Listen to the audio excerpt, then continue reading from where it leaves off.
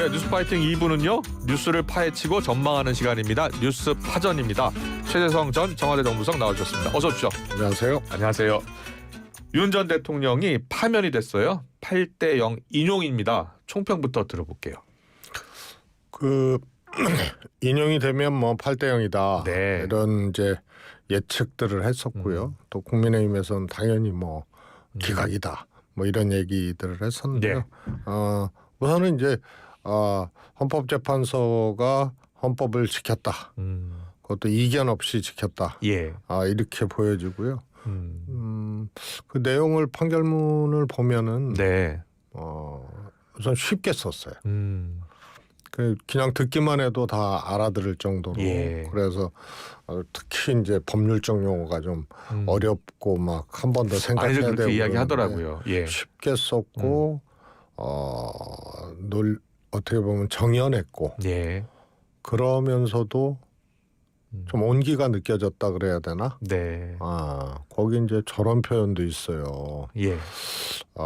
이게 그냥 경고용 계엄이 아니고 계엄이 해제된 것은 예. 국민들의 저항과 그 다음에 명령을 맞아요. 군인들 이야기 있었어요. 소극적으로 예. 이렇게 이행한 군인들 덕분이다 이랬거든요. 그랬죠. 그랬습니다. 그것도 굉장히 따스함이 인상적이고 느껴지는 예. 그런 거고요. 그 다음에 뭐 윤석열 대통령의 소위 말해서 뭐 계엄을 하게 된 본인이 주장하는 예. 뭐 야당 예산 뭐 등등등 해서 그 막중한 책임감을 느꼈었던 윤의 입장을 이해를 하는 그러나 그건 헌법 위반이다 이렇게 맞아요. 했던 그래서 온기까지 느껴지는 그런 그랬군요. 판결 내용이었습니다. 예. 그런데 이게 8대0으로 이제 인용 결정이 났는데 예상보다 늦어졌잖아요. 그 늦어진 배경을 어떻게 보고 계세요? 그 여전히 뭐 정확하게 이제 확인은 안 되는데 아직 확인 안 되고 저는 있고. 이제 윤석열 대통령 구속 취소가 큰 계기가 됐다고 봅니다. 그렇군요. 그래서 뭐 지금까지 이렇게 되짚어 보면 대략 이것도 뭐 추론이지만 이미 결론은 나 있었다라고 여겨지잖아요. 이렇게 보면. 근데 구속 취소 이후에 이것이 이제 계속 늘어졌단 말이에요. 그런 것들이 여러 정황들이 발생이 되지 않았겠느냐. 일종의 이제 정치적 상황들이죠. 그렇군요. 그래서 이미 내려진 내용들을 늦춰서 할 수밖에 없었던 이유. 그거는 구속 취소 아니면은 설명이 안 되는. 그렇군요. 구속 취소 결정이 판결 최종 8대0 인용이 나오기까지 좀 지연된 이유가 됐을 것이다라는 분석까지 해주셨습니다. 자, 이제 본격적으로 앞으로 향후 전국 전망 그리고 대선 전망 한번 해보겠습니다. 윤석열 대통령이 지금 승복 메시지는 없고요. 늘 여러분 곁을 지키겠다라는 메시지를 내놓으면서 이게 관저 정치 그리고 나중에 사저 정치 하려는 것 아니냐라는 분석이 나옵니다. 어떻게 보세요? 윤 대통령의 제가 보기에는 일관된 뭐라 그럴까 메시지의 기조예요. 기조다. 계엄 이후로. 그 탄핵 과정에서 생각 밖으로 보수가 결집을 하고 한때는 국민의힘의 지지율이 민주당을 앞서고 또 윤 대통령 개인에 대한 선호도도 완전히 추락했다가 급등을 하는 이런 것들이 이제 조사상으로 나타났었잖아요. 윤 대통령은 그때도 청년들의 미래가 있다.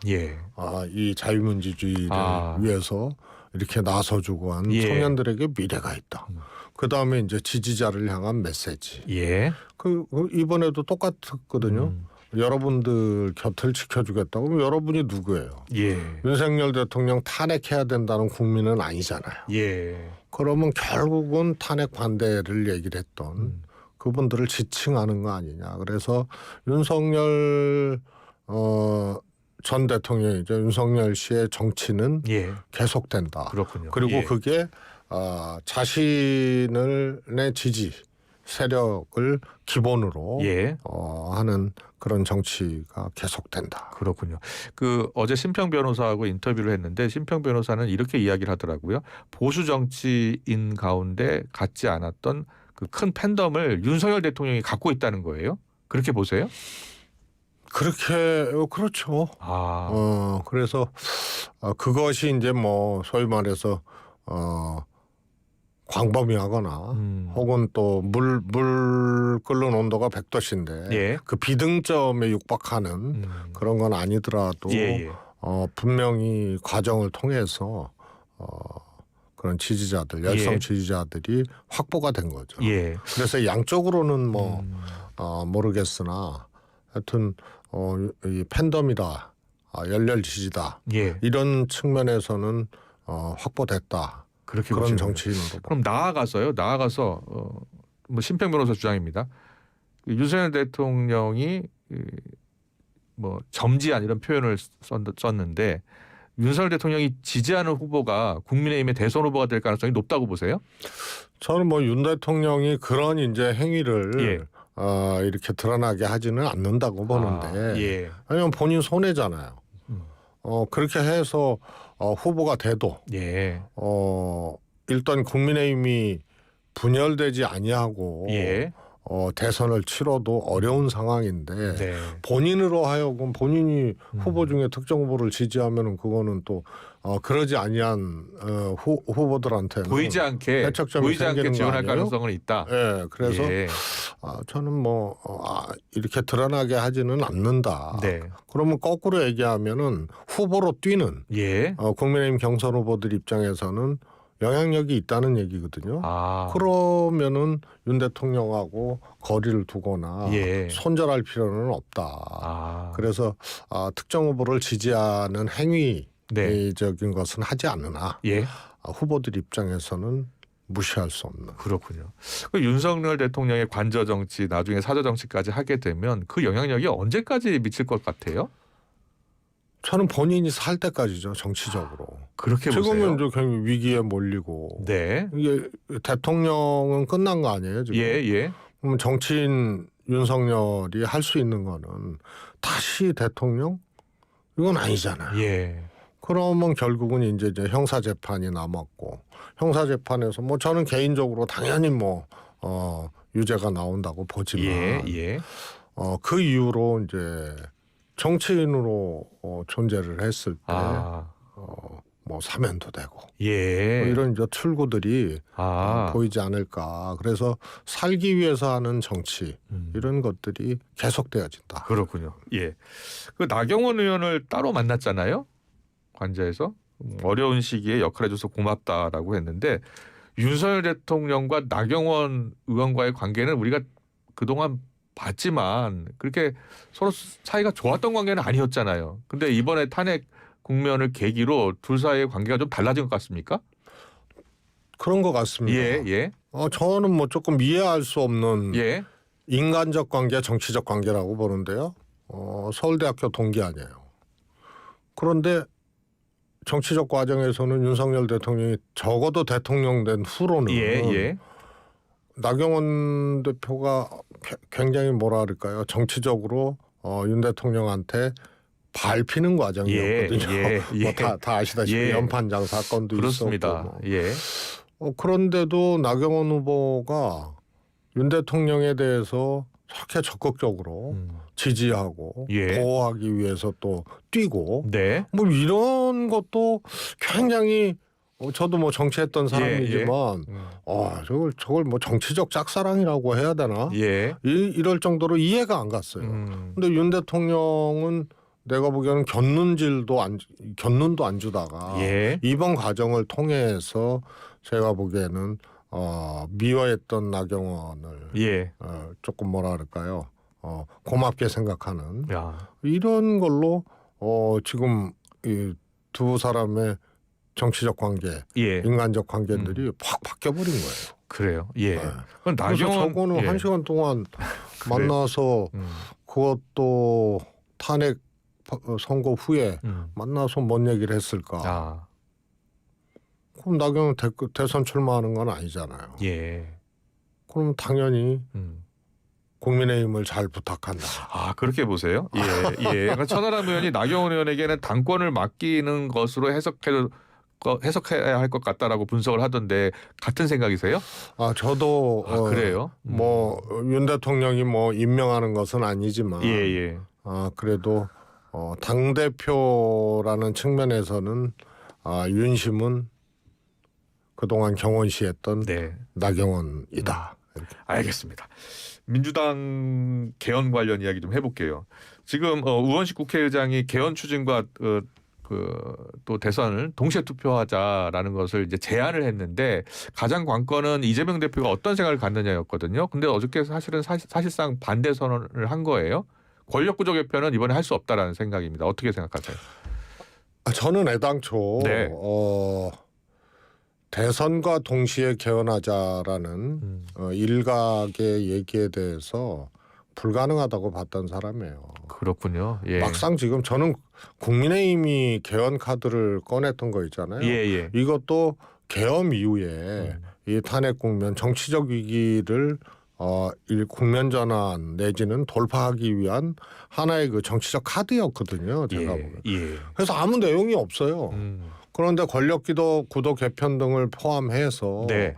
내용을 만들어내려면 우선 국민의힘부터 개헌안이 뭐냐? 그러면 없어요. 예. 네, 그렇기 때문에 시간이 좀 걸린다. 네. 그래서 개헌과 동시 투표는 불가능하고. 그렇군요. 또 그 전에 또 국민투표법이 또 바뀌어야 되거든요. 개정이 돼야. 예. 그래서 계엄이 일어났으니까 지금 40년 동안 개헌을 못했던 네. 그런 정치권의 실력이잖아요. 예. 그러기 때문에 이것을 하려면 우선 계엄이라는 큰 일이 있었으니까 계엄을 방지할 수 있는. 네, 계엄이 사실은 독재자에 의해서 이게 개악돼 온 과정이에요. 그렇군요. 뭐 처음에 계엄 요건은 하여튼 뭐 적에게 포위당했을 때만 할 수 있었어. 그 다음에 국회에서 해제하는 것도 출석 인원 과반수였는데 제적 인원으로 바꿨어. 해제를 어렵게 만든 거지. 그랬군요. 이런 개혁의 과정이었기 때문에 계엄을 다시는 비정상적으로 못하게 하기 위한 헌법적 보강. 이런 것을 원포인트를 한번 해보는 거죠. 그러면서 다음 지방선거라든가 이럴 때 권력구도 개편 등을 포함해서 해보는 이런다면은 절차적으로 이해가 좀 가요. 근데 대선과 동시에 이제 2달 남았는데 하자. 그러면 과연 한 달 안에 이게 개헌안이 통과가 돼야 되거든요. 그 안에 국민투표 그리고 국회 통과된 다음에 그 다음에 또 국민투표를 해야 되는 거 아니에요? 그러면 한 30여일 전에 국회가 통과돼야 되는데 국회에서 이거 할 수 있을까? 저는 못한다고 봐요. 그렇군요.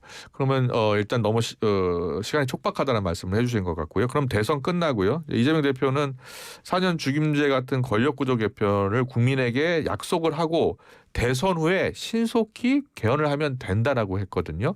그럼 누가 대통령이 됐든 약속을 하고 대선 후에 신속히 개헌하는 방향이 실제로 이루어질 가능성이 있다고 보세요? 저는 그거는 가능하다고 봐요.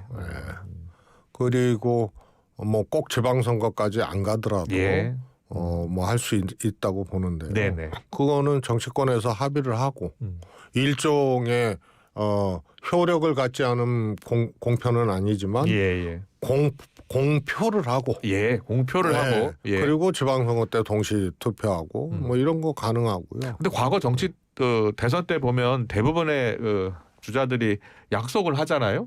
근데 대통령이 되고 나서는 이게 추진하기가 어렵더라고요. 근데요, 여야 사정상 보면. 근데요, 그 문재인 대통령의 경우를 보면은 임기 초에 되자마자 공약을 했던 개헌안을 국회에 냈거든요. 근데 국회에서 아예 그냥 거들떠보질 않았어요. 그러니까요. 국민의힘이 그랬던 거죠. 그래서 원래 대통령은 특히 임기 초중반에 개헌을 하자 그러면은 대통령이 못하게 해요.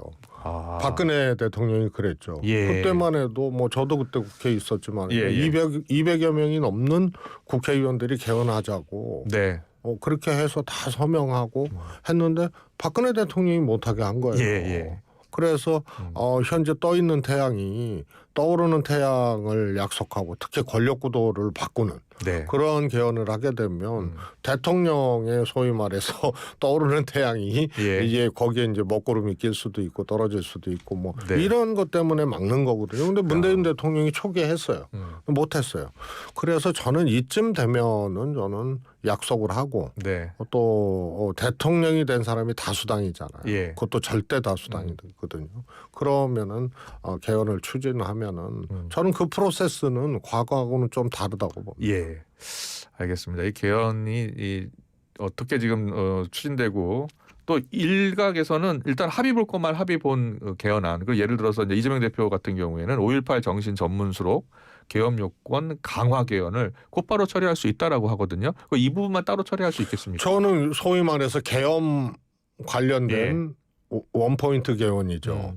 그러면서 정치권도 40년 동안 못했던 그 실력, 정치적인 싸움, 이런 정쟁, 이런 거 이해관계 계산 이런 것 때문에 못했던 이 개헌에 물꼬를 그걸로 한번 트는 거죠. 네. 그리고 의외로 내용이 있어요. 그러면 지금 과정에 맞는 거 아니에요? 이번에 개헌을 했는데. 권력구조 개편보다는 더 쉽게 여야 합의로 통과가 시킬 수 있다. 그 광주 전문에 헌법 전문에 담는 거. 여야 같은 생각이니까요. 아니 이제 말로는 뭐 윤석열 대통령도 필요하다 한다고 했는데 뭐 속으로는 아니었잖아요. 이런 것도요. 이번에 밥상에 올려서 해보는 거예요. 그래서 개헌 관련된 헌법적 보강 이것을 원포인트로 해보면서 서로 문을 열고 그렇게 하는 거고요. 그다음에 의외로 저게 이번에 정말 상상도 못했던 개헌을 우리가 이제 목도를 했는데요. 거기 국민투표권이 대통령한테 있어요. 그럼 이번에 국회에서 해제했잖아요. 국민투표에 붙이자고 그냥 하잖아요. 그럼 법적으로는 또 논란이 되지만 중요 사안에 대해서 국민투표에 해부할 수 있어요. 대통령이 국민투표권 이거 악용되는 거 어떻게 할 거냐. 이런 등등이 다 또 아까 말씀드렸던 개악의 상황이었다. 국가 비상사태 이게요. 전두한테 낑겨는 거예요. 원래 전시사변밖에 없었거든요. 여기에 자의적 해석을 가지고 윤석열 대통령처럼 국가 비상사태다 하고 들이밀고 막 이런 게 있는 거거든요. 그래서 이걸로 한번 권력구도 개편을 포함한 이 복잡하고 어려운 개헌의 문제에 물꼬를 튼다. 그리고 시기에도 맞고 제가 보기에는 순서에도 맞는다. 저는 그래서 이재명 대표의 주장에 대해서 적극적으로 동의를 하고요. 사실은 그 김경수 지사가 제일 먼저 얘기를 했거든요. 2단계 개헌. 그래서 개헌을 못하게 헌법을 좀 바꾸고 그다음에 지방선거에 맞춰서 권력구도 개헌하자. 근데 그 이재명 대표하고 의견이 같은 거죠. 그렇군요. 벌써 마지막 질문이 돼야 될 것 같은데 이제 조기 대선 들어가면 이제 이재명 대 반 이재명 구도로 결국은 치러질 것이다. 국민의힘 입장에서는 어떻게 하든지 이재명 대표와 상대할 수 있는 후보를 이제 세울 것이고 그 과정에서는 또 이준석 의원과의 또 단일화 이야기도 나오고요. 앞으로 이 대선 구도를 어떻게 보고 계시고 어떻게 전망하고 계십니까? 이준석 의원이 사실은 뭐 그 대선 출마한다 예측을 했었잖아요. 근데 본인은 아니라 그러죠. 결국은 뭐 단일화라든가 뭐 이런 걸 통해서 사실상 국민의힘에 복귀를 하고 그래서 미래의 국민의힘을 이준석 대표가 다시 복귀를 통해서 끌고 가는 이런 것을 구상할 것이다 했는데 본인은 그럴 일 없다고 했는데 저는 그것은 아무튼 요구는 상황적으로 국민의힘 쪽 보수 쪽에서 그런 요구들은 나올 수밖에 없다고 봅니다. 그래서 그것도 이제 변수일 수 있어요. 그래서 이제 컨벤션 효과라는 게 우선은 국민의힘 쪽이 조금 더 관심이 가잖아요. 민주당은 이재명 독주. 그다음에 저쪽은 누가 될지 아직 모르니까 관심이 가는 거죠. 거기에 윤석열.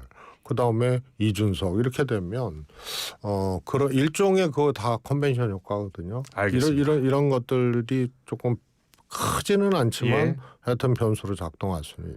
알겠습니다. 뉴스를 파헤치고 전망하는 시간 벌써 시간이 다 갔습니다. 최재성 전수석과 함께했습니다. 잘 들었습니다. 고맙습니다. 감사합니다.